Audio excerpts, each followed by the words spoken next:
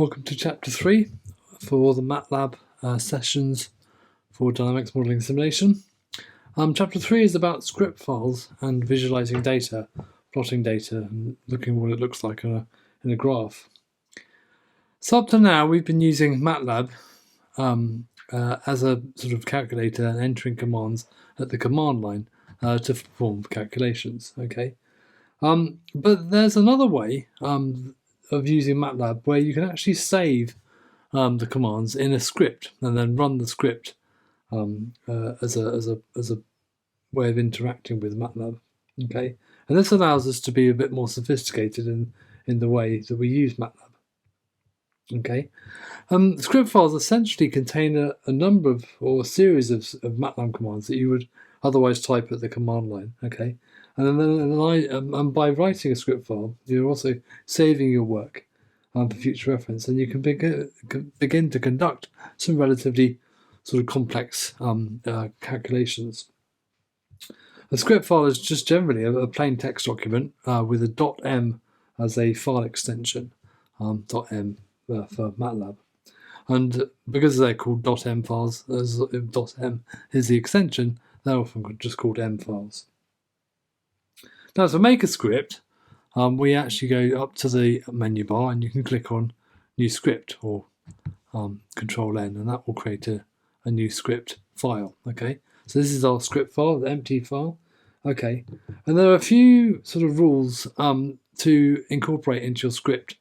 Okay, the first is about comments. It's good practice to include comments in your script file, and to make a line commented out so that MATLAB doesn't execute it as a command, you start it with a percentage sign.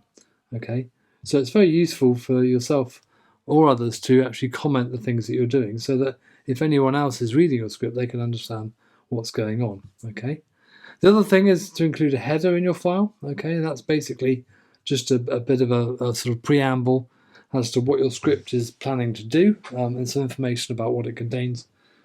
Things like who wrote it, when it was last updated, and sometimes it's useful to put a variable dictionary in a sense, which sort of details what the variables are and what they're doing. Okay.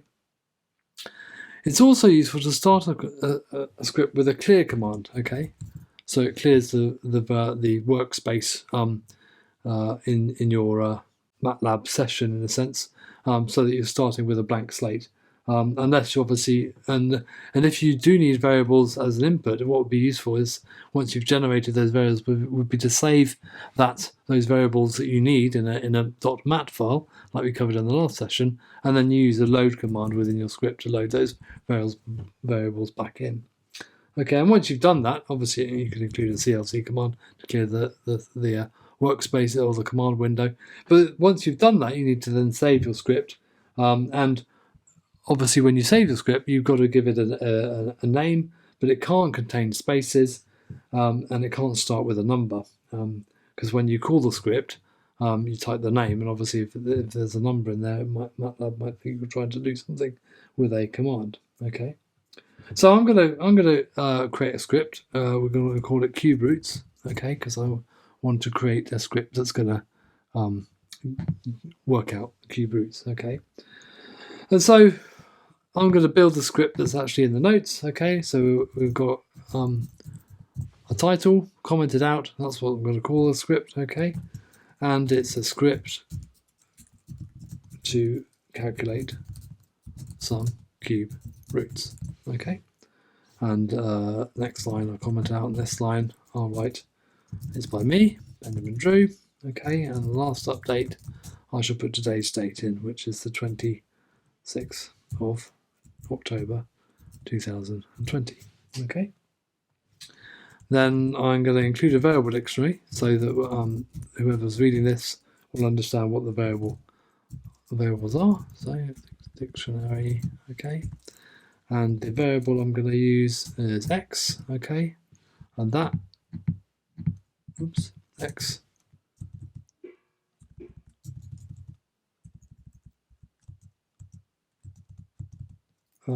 is the values from which to calculate cube roots, and I'm going to include a variable called y, which is the output value. Okay. So again, clear the script. So again, clear variables, and then obviously CLC, we know what that does. That clears. Oops. That clears command window. Okay, so there's the start of my script. Okay, so I'm going to define a range for x. Okay, so I'm going to define x to be a value 1, 2, 3, 4, and 5. So there's my colon notation to work out all x's. Okay, and then I'm going to work out y. So I'm going to calculate y. So for those values of x, 1, 2, 3, 4, and 5, I can work out what this cube root is. So y is going to be the nth root, which is the command to work out the cube root. Okay, that's a function. And obviously, so I'm going to put an x in here, and I want to find the cube root, so let's go for 3. Okay, and then that's job done. Okay, so so I'll leave that without this thing, so it shows an output. So I've set, there we go. So I save my script. Okay, and then if I want to run it, okay, there's a few ways you can do it.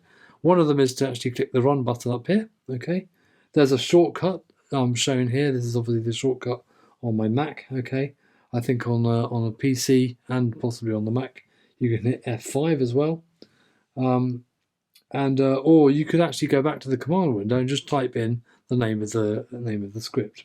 Okay, so I'm gonna go for let's try this. Let's go to the command window.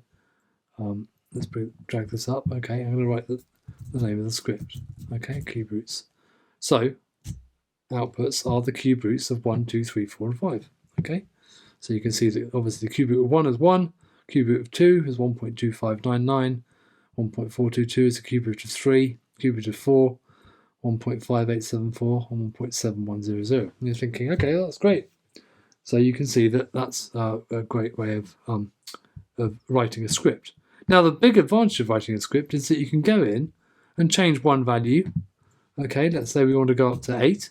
Okay, and then you can rerun the script again to get the output of the thing. And you can, like I say, you can now see that we've got a vector of 8 numbers there, 8 elements, where it's found in the cube root of every number from 1 through to 8.